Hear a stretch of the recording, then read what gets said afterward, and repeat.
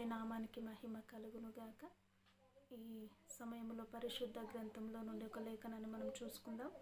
సామెతల గ్రంథము 3వ అధ్యాయము 7వ వచనాన్ని మనం గమనించినట్లయితే, నేను జ్ఞానిని కదా అని నువ్వు అనుకొనవద్దు, యెహోవాయందు భయభక్తులు కలిగి చెడుతనమును విడిచిపెట్టుటే జ్ఞానము.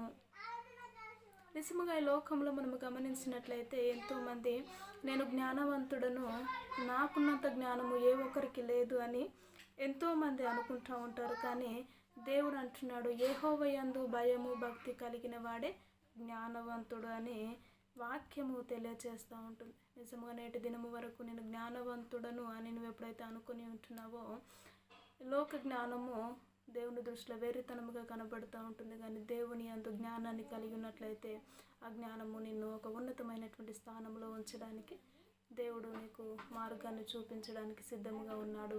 అటు జీవితము నువ్వు అనుగ్రహించుదువుగాక. ఆమేన్, ఆమేన్.